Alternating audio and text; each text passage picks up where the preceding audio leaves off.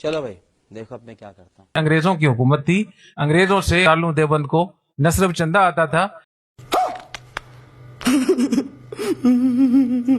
बल्कि साल के आखिर में नवाब हैदराबाद दक्कन खुद आते थे और साल भर के तमाम हिसाबात को देखकर उस पर दस्तखत करके जाते थे।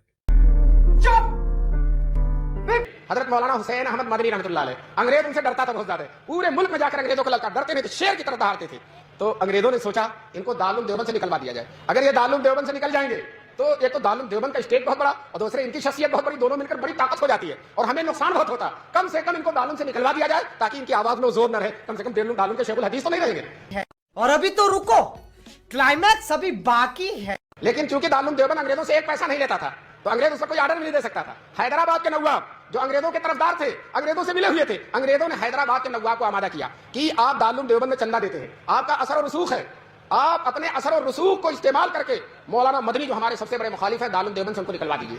यह हैदराबाद के नवाब से अंग्रेजों ने कहा। नवाब ने ना आओ देखा ना था, इतना लंबा खत लिखा और दारुल देवबंद के मोहतमिम हकीमुल इस्लाम कारी तैयब साहब रहमतुल्लाह अलैह थे। खत ये लिखा, मोहतमिम साहब को मालूम हो कि मौलाना मदनी को मदरसे से निकाल दिया जाए, अगर उनको नहीं निकाला जाएगा तो हम इतनी बड़ी रकम जो चंदे में देते हैं बंद कर देंगे। हजरत कारी तैयब साहब को इन बूढ़ों ने देखा होगा, हकीमुल इस्लाम थे, बड़ी ही लताफत की बातें उनकी जबान से निकलती थी। चुनांचे हजरत ने जवाब दिया, अंग्रेजों को मालूम हो, नवाब हैदराबाद को मालूम हो कि मौलाना मदनी का मदरसे में रहना अंग्रेजों के लिए बहुत मुफीद है। क्यों?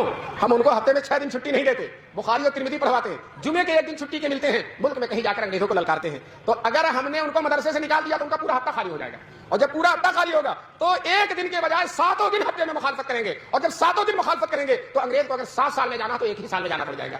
खत्म, bye bye, tata, goodbye, गया।